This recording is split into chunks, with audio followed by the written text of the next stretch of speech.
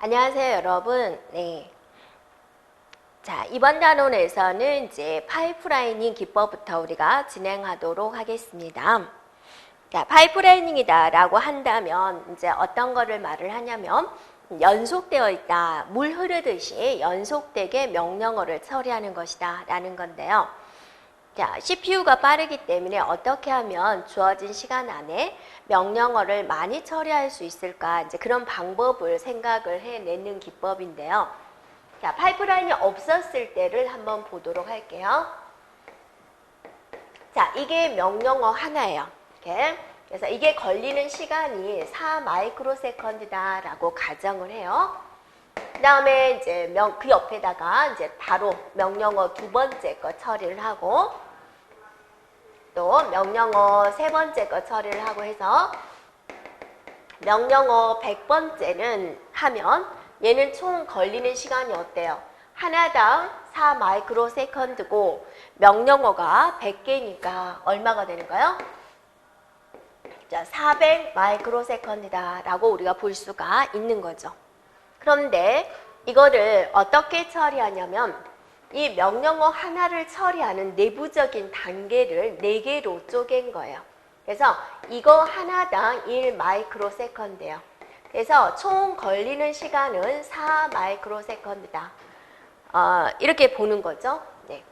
자, 이거를 여기다가 쓰도록 할게요. 그래서 여기 하나당 걸리는 시간은 이제 4 마이크로세컨드다 라고 볼 수가 있는데, 자, 여기서 이제 명령어 두 번째를 이렇게 겹쳐서 처리를 하게 되는 거죠.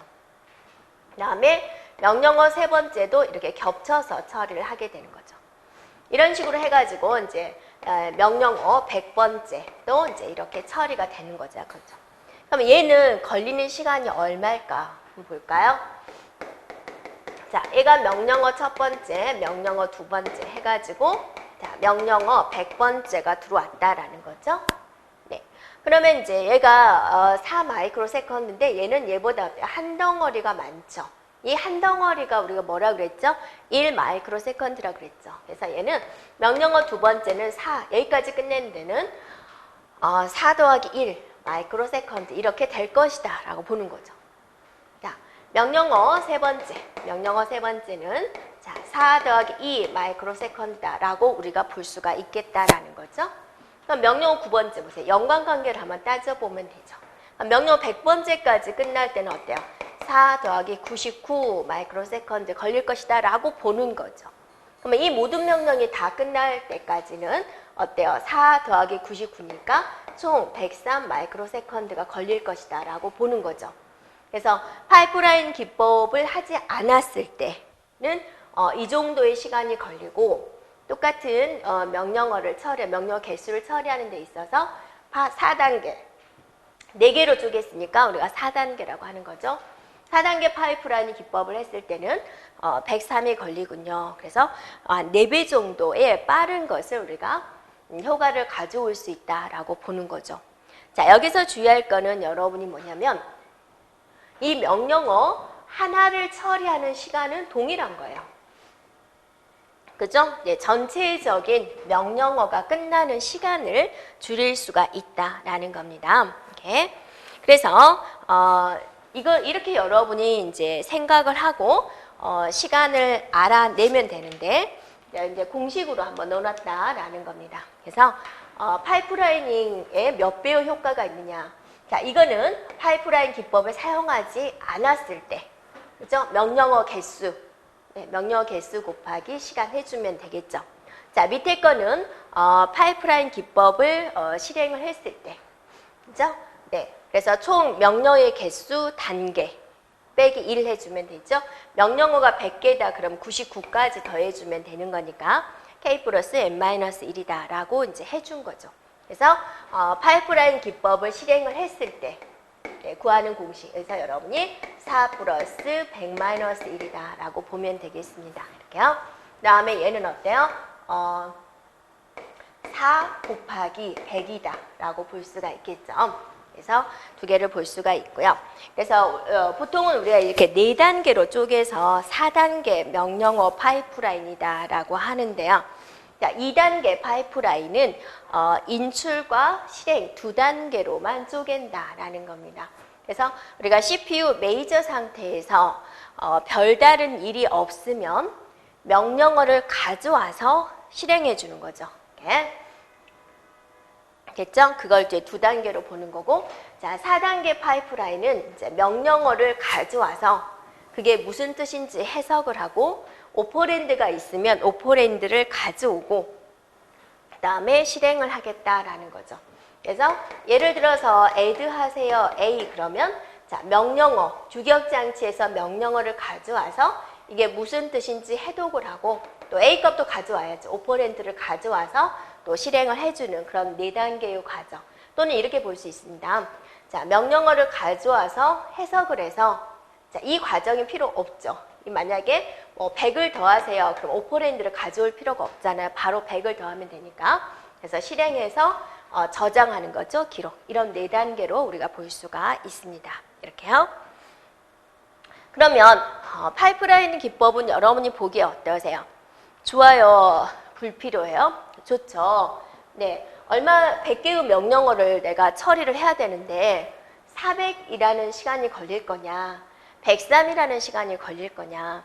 103이라는 시간이 걸리기 때문에 훨씬 좋은 거죠. 네, 그러면 모든 명령어를 이렇게 파이프라인 기법으로 진행을 할 수가 있을까? 네, 그렇지 않습니다.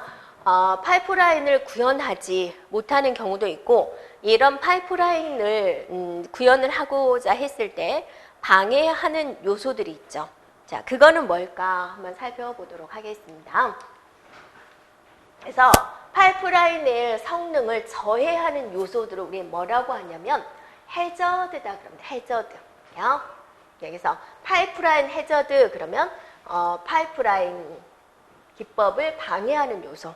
그러니까 명령어를 짜다 보면 그게 이제 진행이 안 되는 그런 경우가 있습니다. 자, 그러면 여기서 볼까요? 네, 일단은 파이프라인 해저드 유형은 3가지로 우리가 살펴볼 수가 있습니다.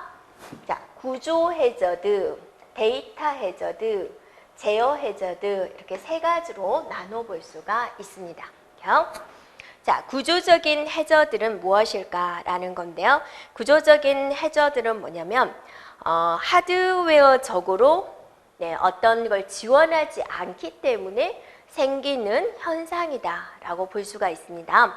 그래서 어떤 경우냐면 자, 메모리 속에서 명령어를 겹친 거죠. 이렇게 이 명령어와 4단계로 이제 쪼개잖아요. 이 명령어가 이렇게 서로 겹치게 되는데 이 겹치는 데서 어떤 일이 벌어지게 되냐면 메모리에서 명령어를 가져오시오. 또 메모리에서 데이터를 가져오시오. 메모리를 동시에 2번 접근을 해야 되는 거죠. 그런 걸 하드웨어적으로 지원하지 않는 경우가 있습니다. 그래서 하드웨어적인 문제가 있는 것은 이제 우리가 구조적인 해저드다라고 볼 수가 있습니다. 또 자원이 충돌하는 경우가 있고요. 자, 데이터 해저드는 뭐냐면 이전 명령어에 의해서 이제 종속되는 경우가 있습니다. 그러니까 이전 명령어의 결과값을 내가 받아들여서 처리하는 거예요. 그러면 또 2개가 여기가 이전 명령어에서 결과값을 가져와야 되는데 이전 명령어가 지금 안 끝난 거죠. 그럼 나는 뭘 할 수 있을까요? 바로 실행하지 못하고 기다려야 되는 거죠. 네, 그런 문제점이 있겠다. 그게 이제 데이터 해저드죠. 네, 전에 있는 명령어 결과에 종속이다. 전에 있는 명령어 결과값을 내가 받아들여서 뭔가 처리를 해야 되는데 전에 있는 명령어가 아직 덜 끝난 거죠. 자, 제어 해저드에서는 이제 분기 명령이 있습니다. 그래서 이제 이렇게 생각해 주면 되는데요. 자, 이렇게 이제 명령어를 처리를 하고 있는데, 명령어를 가져오는 거죠. 명령어를 가져와서 해독하고, 실행하고, 기록하는 거잖아요. 자, 명령어 가져와서 해독하고, 이제, 실행하고, 이제 기록하는 건데, 기껏 명령어 가져와서 해독이라는 절차를 다 거쳤는데 마지막에 뭐 go to 500 그래 버리는 거예요. 그러면 이미 명령어를 가져온 거야. 그래서 해석까지 끝나고 실행할 준비까지 다 해놨는데 갑자기 뭐 go to back 그래 버리는 거예요. 그럼 지금 가져온 명령어는 필요가 없죠. 왜냐하면 100번지에 가가지고 다시 또 명령어를 또 해석하는 그런 절차를 거쳐야 되기 때문에 제어 해저드는 이런 분기 명령에 의해서 일어난 것을 말을 하고 있습니다. 그래서 파이프라인의 해저드 유형은 크게 구조, 데이터, 제어 해저드 이렇게 나눠볼 수가 있죠. 그러면 이런 것들을 이제 어떻게 해결을 해야 될까라고 이제 생각을 한 거죠. 자, 구조 해저드는 어떻게 해결할까? 데이터 해저드는 어떻게 해결할까? 제어 해저드는 어떻게 해결할까? 또 곰곰이 사람들이 연구를 하겠죠? 구조 해저드는 하드웨어적인 문제니까 하드웨어적인 기법으로 이제 해결을 하겠다. 구조적인 거니까. 그래서 명령어 설계를 이제 다시 하는 거죠. 그다음에 이제 데이터 해저드는 뭐냐면 데이터 해저드는 이제 어떤 결과에 종속된다라고 그랬죠. 네. 앞전 명령어에 의해서 종속이 되니까 어째야 돼요? 앞전 명령어가 끝날 때까지 나는 뭐 해야 돼요? 기다려야지 돼요. 자, 기다리는 것을 뭐라고 말을 하냐면 지연이다라고 이야기를 합니다. 지연. 했죠. 기다렸다 처리하면 되는 거죠. 그 다음에 이제 전방 전달이다라고 있습니다. 전방 전달이라는 것은 뭐냐면 데이터를 기다리지 않고 이제 내부에 버퍼라는 곳에 저장되어 있는데 직접 가가지고 거기서 이제 데이터를 가져오는 기법이다. 이런 기법도 있다라고 보면 되겠습니다. 자, 제어 해저드는 뭐라고 그랬어요? 분기 명령에 의한 것이 제어 해저드다라고 그랬죠. 그럼 얘도 어떠세요?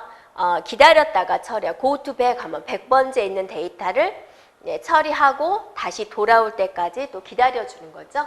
지연을 하는 것이고 분기가 왜 문제가 된다라고 했어요? 기껏 명령어 가져와서 해독했는데 go to back 하면은 어떠세요? 거기 있는 명령을 또 가져와야 되는 거죠. 그래서 만약에 go to back이 나올 것을 예측을 한다면 지금 명령어를 굳이 가져와서 해독할 필요가 없는 거죠. 그래서 분기를 예측할 수 있도록 하자라고 이제 한 거죠. 그래서 이게 이제 파이프라인 해저드를 해결하는 방법이다라고 볼 수가 있습니다. 자, 그러면 이제 한번 볼까요? 그래서 얘보다 더 발전된 게 이제 슈퍼스칼라가 있는데 우리가 한번 이 지연에 대해서 한번 더 생각을 해보겠습니다. 이 지연이 많아지면 우리가 파이프라인의 의미가 없어지게 되는 거죠. 기다려야 되니까. 파이프라인을 하는 용도가 뭐였어요? 멈추지 않고 계속해서 명령어를 처리하고자 하는 건데 이 파이프라인에서 문제가 생겼다. 그러면 이제 일단은 해결책으로 지연을 하면 돼요. 기다렸다 처리하면 돼요. 근데 기다리는 게 너무 많으면 어때요?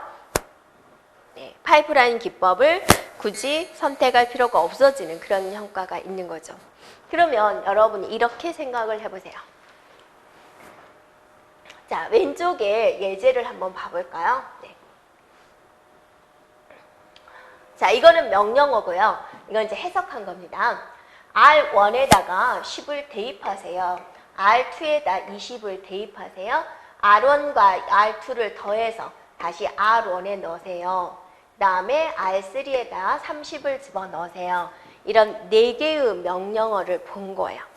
그러면 자, 우리가 4단계를 우리가 한번 살펴보도록 4단계 파이프라인이다 라고 생각을 해볼게요. 그래서 여기다가 이제 네모를 4개를 그려 놓은 거예요. 그래서 명령어를 인출을 해서 그거를 해석을 해서 실행을 해서 이제 저장을 하겠다, 기록을 하겠다. 그죠? 네, 기록.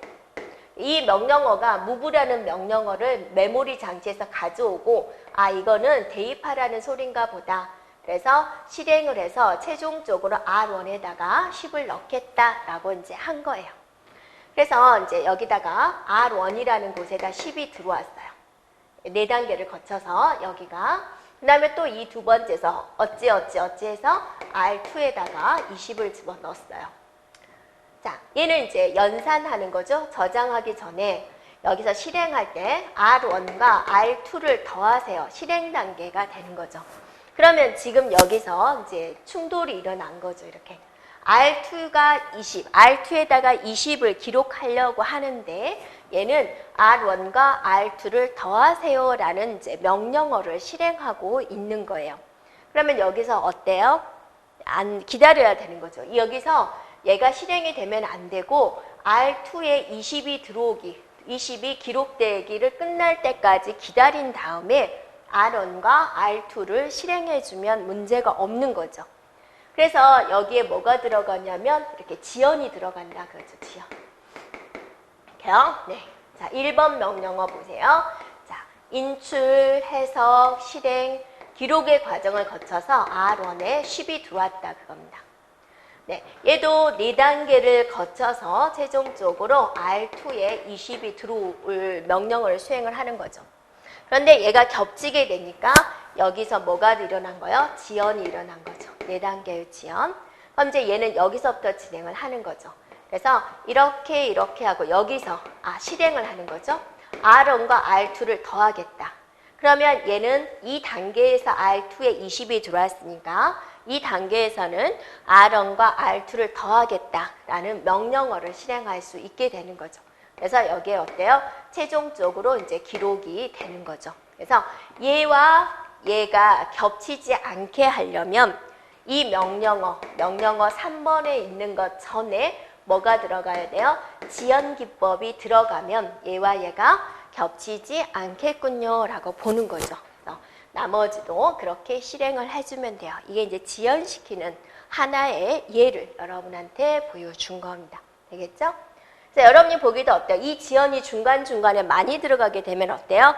그만큼 명령어 처리 시간이 늘어나게 돼버린다라는 겁니다. 자, 됐죠? 자, 그 다음에 이제 보면은 슈퍼스칼라가 있습니다. 자, 슈퍼스칼라는 이제 어떤 거냐면 파이프라인에서 이제 더 나아간 거죠. 여기까지 한번 구분을 해본다면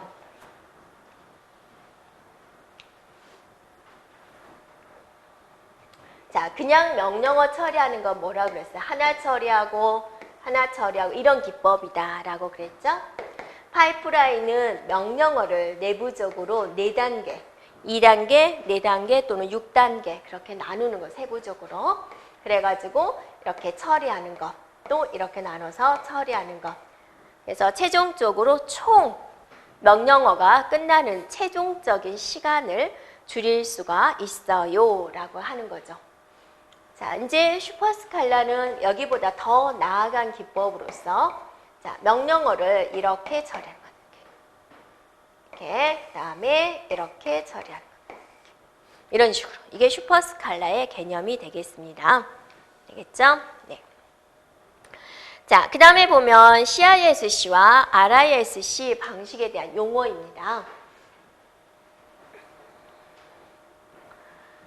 그렇죠? 그래서 순서대로 한다면 이제 CISC는 일단은 명령어 종류가 많아요. 처음에 출발하고 명령어 생기고 해가지고 명령어 개수가 많은 겁니다. 명령어 개수가 많아요 라는 거죠. 자, 명령어 개수가 많으면 여러분이 좋을까요? 나쁠까요? 컴퓨터의 입장으로 생각을 해보세요. 해석을 해야 되는 명령어가 많은 거예요. 해독해야 되는 명령어가 많은 거예요. 그래서 굉장히 힘들어요. 자, RISC는 명령어 개수가 적어요. 그러니까 우리가 같은 프로그램을 작성하는 데 있어서 CISC는 다양한 명령어로 구현을 하는 거죠. RISC는 딱 몇 개의 명령어로만 구현을 하는 거예요. 그러니까 컴퓨터의 입장에서는 이거를 해석하는 데 있어서 RISC가 더 좋은 거고 명령어가 몇 개 안 되기 때문에 미리 다 해석을 해놔요. 네. 그러니까 더 좋겠죠. 네. 자, 일단은 명령어 개수의 차이가 있습니다. 이런 기법과 이런 기법이 있다. 명령어 개수의 차이가 있는 거고 자, 주소 지정 모두가 다양합니다. 주소 지정 모두가 적습니다. 라는 거고 자, 또 자, 레지스터의 개수의 차이입니다. 자, 레지스터 수가 많아요. 라는 거죠. 그래서 레지스터 수는 그럼 많은 게 좋아요? 적은 게 좋아요? 자, 많은 게 좋죠. 레지스터 수가 많으면 더 빠릿빠릿하게 명령어들을 처리할 수 있어요. 일을 처리할 수 있습니다. 그래서 레지스터 개수가 많고, 그 다음에 얘는 가변 길이 명령어 형식이고 얘는 고정 길이 명령어 형식이에요. 그러니까 명령어 길이가 얘는 길었다 짧았다 하는 거고 얘는 동일한 크기다라는 거죠. 어떤 게 더 여러분 효율적일까요? 네, 고정 길이 명령어 형식이 더 효율적이죠. 여러분 책이 있는데 네, 책에 B5 용지 크기로 되어 있는데 이게 섞여 있다 생각해 보세요. B5, A4, 뭐 B4 이렇게 섞여져 있다 생각을 해보세요. 얼마나 좀 불편해요. 여러분이 앉아있는 책상의 크기가 동일하니까 줄 맞추기도 좋잖아요. 이 크기가 다양하다 생각을 해보세요. 물론 카페에서는 이제 좀 디자인적으로 그런 좋은 점이 있겠지만 우리가 공부할 때는 조금 불편한 그런 게 있습니다. 그리고 보세요. 파이프라인 기법을 진행을 할 때는 명령어 크기가 동일해야 돼요? 틀려야 돼요? 네, 가변 길이를 하면 얘는 파이프라인 기법을 사용할 수가 없어요. 파이프라인 기법을 사용할 수가 없게 되는 거예요. 고정 길이 명령어 형식에서 파이프라인 기법을 진행을 할 수가 있는 거죠. 그래서 똑같은 크기로 이렇게 잘라야 되는데 하나는 명령어 이렇게 긴 거예요. 그러면 이건 해결이 안 되는 거죠. 네, 그래서 고정 길이 명령어 형식 RISC에서 자 파이프라인 기법을 진행을 할 수가 있습니다.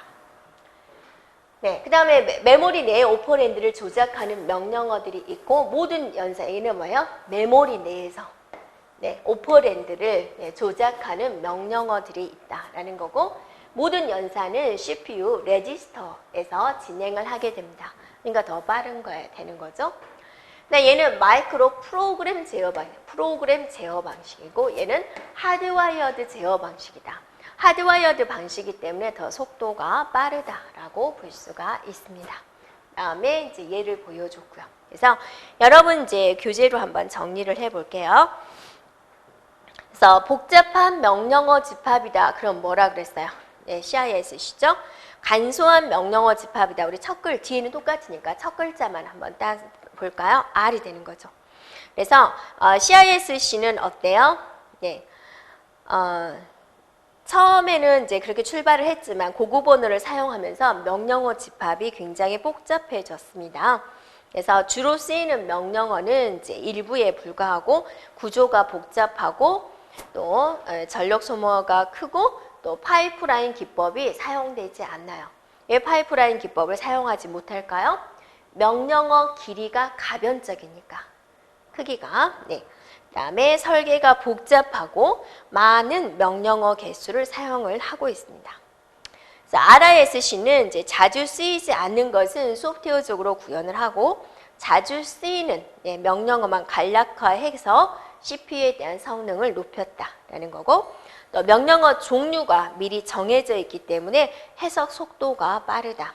명령어가 1워드 길이로 짧고 파이프라인 슈퍼스칼라를 통해서 멀티태스킹이 가능하다.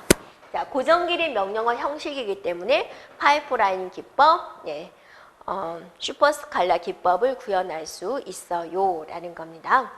되겠죠? 자, 그러면 우리가 이제 연습 문제 풀어보도록 할게요. 자, 1번 문제 한번 볼까요? 명령어와 데이터 스트림을 처리하기 위해서 하드웨어적인 구조에 따라서 풀린의 분류에 대한 설명으로 이제 옳지 않은 것은 그랬습니다. 자, 풀린 기법은 이제 여러분이 자, 이렇게 한번 생각해 보면 되겠죠. 그죠? 네. SISD냐, 그죠? 또 SIMD냐, 그죠? MISD냐, MIMD냐 이렇게 구분해 볼 수 있습니다. 그래서 여기서 S는 싱글 한 개다라는 거고 D는 뭐예요? 데이터다라는 거고 I는 뭐죠? 명령어다라는 거고 예, 그래서 M은 여러 개라는 뜻이고 S는 뭐예요? 한 개라는 뜻이죠. 그래서 자, SISD다 한 개의 명령어를 처리하는데 한 개의 데이터가 필요합니다 라는 뜻이 되는 거죠. 그래서 1번은 맞았을까 틀렸을까 여러분이 한번 고민을 해볼까요? 자, SISD는 제어 장치와 프로세스를 각각 하나씩 갖는 구조다. 자, 여기서 나오죠? 한 번에 한 개씩 명령어와 한 개의 명령어와 데이터를 처리하는 단일 프로세서 시스템이다. 맞죠? 자, 2번 볼까요? 2번. 자, SIMD예요. SIMD. 이거죠? SIMD. 한 개의 명령어를 처리하는데 여러 개의 데이터가 필요하다라는 겁니다. 그래서 여러 개의 프로세서들로 구성이 되고 프로세서들의 동작은 모두 하나의 제어 장치에 의해서 제어가 됩니다. 라는 거고요. 자, 세 번째 MISD입니다. 자, 여러 개의 명령어들을 처리하는데 한 개의 데이터만 필요하다라는 건데요. 여러 개의 제어 장치와 프로세스를 갖는 구조고 각 프로세스는 서로 다른 명령어들을 처리하지만 처리하는 데이터는 이제 하나의 스트림이다 라고 그랬습니다.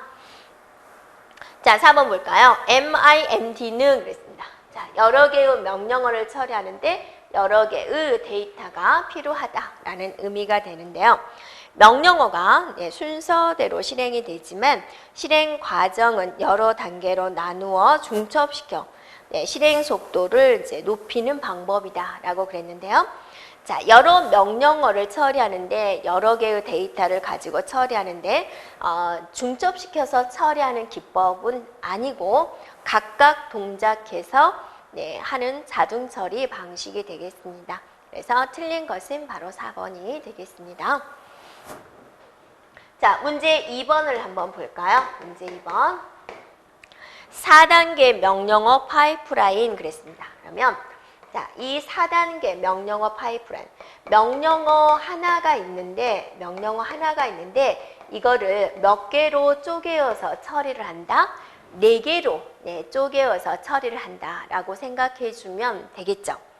자, 250개의 명령어를 처리한다라고 그랬습니다. 이 명령어가 몇 개가 있다고요? 자, 명령어 250개가 있다. 두 번째 명령어는 어때요?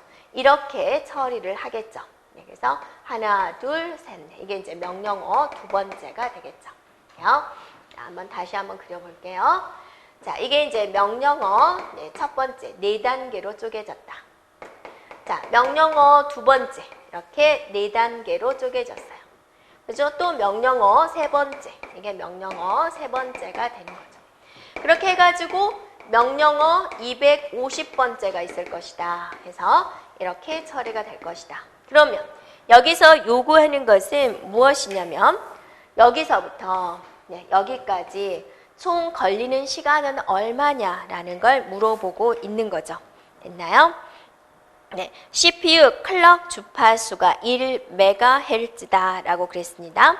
각 단계를 처리하기 위한 시간은 1마이크로세컨드입니다. 그래서 이 하나의 단계를 처리하는 게 1마이크로세컨드다라는 거죠. 그러니까 얘를 4단계로 쪼개했으니까 어때요? 4마이크로세컨드가 되는 거죠. 그러면 명령어 2는 얼마 만에 끝나요? 4 더하기 1 만에 끝나죠. 명령어 3까지 한다면 4 더하기 2 만에 끝나죠. 250번째는 어때요? 4 더하기 249번 만에 끝나겠죠. 그랬더니 253이 되겠군요. 라고 보는 거죠. 253 마이크로세컨드라는 단위가 나오게 되겠습니다. 이렇게요. 그래서 정답은 3번이 되겠군요. 라고 볼 수 있죠. 네. 그 다음에 이제 3번을 보세요. 병렬 처리 기법에 대한 설명으로 옳지 않은 것은, 그죠? 네. 자, 슈퍼스칼라는 2개 이상의 처리 유닛이 있어서 데이터 의존성이 있어도 독립적으로 실행할 수가 있다. 자, 의존성은 좋은 거예요? 나쁜 거예요? 나쁜 거죠. 그래서 파이프라인이 이런 기법이 파이프라인이나 슈퍼스칼라 기법이 잘 굴러가려면 데이터 의존성이 있으면 안 돼요. 그래서 앞에 있는 뒤에 있는 명령어를 데이터를 가져와야지만 얘가 실행이 된다. 그런 의존성이 있으면 안 된다라는 거죠. 네, 그래서 1번이 틀렸습니다. 자, 2번 볼까요? 네, 슈퍼스칼라는 프로세서 내에 파이프라인된 기능 유닛을 여러 개 포함시켜서 매 사이클마다 네, 한 개 이상 명령어를 동시에 처리할 수 있어요 라는 거고. 자, 세 번째 VLIW가 있습니다. VLIW는 뭐냐면 동시에 실행할 수 있는 연산을 가진 명령어를 한 데다 모아요. 그래서 재배열해서 처리하는 겁니다. 네, 그런 기법이 VLIW다 라고 알고 있으면 되겠고요. 슈퍼 파이프라인 기법은 파이프라인 단계를 또 2개 또는 그 이상으로 나누어 속도를 향상시키는 기법이 되겠습니다. 자, 4번 문제 볼까요? 네, 대용량의 자료 전송을 위해서 장치 드라이버가 CPU에 간섭 없이 그랬어요. 네, CPU 간섭 없이 직접 메모리와 장치 간의 블럭 단위로 데이터를 전송하기 위해서 사용하는 기법은 무엇인가요? 그랬어요.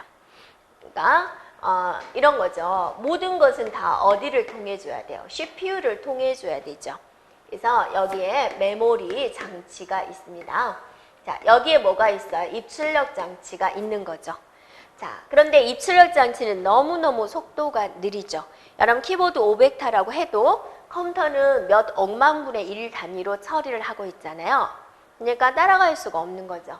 그래서 이 입출력 장치에서 주격 장치에 어떤 데이터를 보내고자 할 때 CPU가 간섭하지 않고 DMA라는 제어기가 별도로 있어서 이거를 관리를 하는 거죠. 네. 그동안에 CPU는 여기에 이제 관여하지 않고 바쁜 다른 일을 더 처리할 수 있어요 라는 기법입니다. 그래서 DMA, Direct Memory Access, 직접 주격 장치를 처리합니다 라는 뜻이 되는 거죠. 그래서 정답은 1번이 되겠습니다.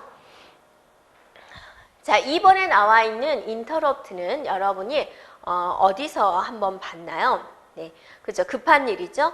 내가 밥 먹다가 갑자기 배탈이 났어요. 그럼 화장실을 먼저 가야 되겠죠. 그런 급한 상황, 돌발 상황 이런 걸 인터럽트라 하는 거고, 핸드쉐이킹이란 것은 뭐냐면 두 통신 사이에서 정보를 교환할 때 사용되는 방법을 핸드쉐이킹을 한대. 뭐 3웨이 핸드쉐이킹 그런 식으로 이야기를 합니다. 그래서 A하고 B가 있는데 이렇게 생각을 해보세요. 자, 여러분 집에 택배가 배달되고자 합니다. 그런데 아주 꼼꼼한 택배 아저씨예요. 여러분한테 물어봅니다. 자, 몇 시에 택배 갈 게 있는데요. 집에 있으실 건가요? 라고 물어보는 거죠. 그럼 B가 네, 있을 거예요. 라고 오케이를 합니다.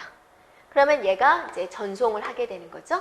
그래서 이런 걸 3웨이 핸드쉐이킹이다 라고 합니다. 그래서 A가 B한테 시그널 신호를 주는 겁니다. 예. 통신을 할 건데 준비됐느냐? 그러면 얘가 이제 응답 신호를 보내게 되는 거죠. 준비됐어요. 그러면 이제 얘가 전송을 하게 되는 거죠. 이런 걸 말을 하는 거고요. 자, 4번에 스폴링은 여러분 어디서 나왔어요? 인쇄기에서 나왔죠. 프린터기에서 나왔죠. 네. 그래서 자, 내가 인쇄할 양이 여기가 CPU가 있고, 자, 여기가 프린터가 있는데, 프린터도 입출력 장치니까 어때요? 굉장히 속도가 느리죠. 그래서 CPU에서 파일로 인쇄해, 파일 하나 주고 인쇄해, 또 파일 2번째 주고 인쇄해. 그러려면 너무 느리니까 중간에 뭐를 하나 둔 거예요? 풀장이라고 생각을 해보세요. 풀장에다가 인쇄할 파일들을 몽땅 넣어놓는 거죠. 그래서 스풀이 프린터한테 파일을 하나씩 이렇게 넘겨주는 거죠. 네, 그러면서 CPU는 뭐 할 수 있어요? 다른 작업을 할 수가 있죠. 왜냐면 할 일이 많으니까. 네, 이런 바로 스풀의 기능이 되겠습니다. 그래서 스풀이 있음으로써 인쇄되는 중간에 CPU는 또 다른 일을 할 수 있다. 그런 개념을 우리가 알고 있으면 되겠죠. 네, 하여튼 4번에 CPU 간섭 없이 메모리를 직접 액세스하는 거, 그게 바로 뭐라 그랬어요? 바로 DMA다 라고 기억해 주면 되겠죠. 자, 5번 갈까요? 네, 하드디스크에 대한 설명 중 틀린 것은 그랬습니다. 자, 자기 디스크, 자기 물질로 되어 있습니다. 전송 속도는 광 디스크보다 빠릅니다. SCSI 모델은 최대 7개죠. 4개가 아니라 7개죠. 4번에 DASD, Direct Access, 직접 처리가 가능하다라는 겁니다. 그래서 하드디스크 연결 방식, 어떤 기계를 연결하는 방식에 IDE, EID, SCSI 방식이 있는데 ID는 이제 2개의 장치를 연결하는 것이고 EID는 4개의 장치를 연결하는 것이고 SCSI는 7개의 장치를 연결을 할 때 사용되는 방식이다라는 겁니다. 그래서 정답은 네, 틀린 거 3번이 되겠죠. 네. 자, 여기까지 이제 컴퓨터 구조에 대한 내용을 마치도록 하겠습니다. 자, 여러분. 그리고 이제 여러분이 이제 이런 기초적인 내용에 담지 못한 그런 내용은 또 문제 풀면서 또 새로운 기능이 또 나오게 되니까 문제 풀이도 한번 참조를 해보면 되겠습니다. 여러분 수고하셨습니다.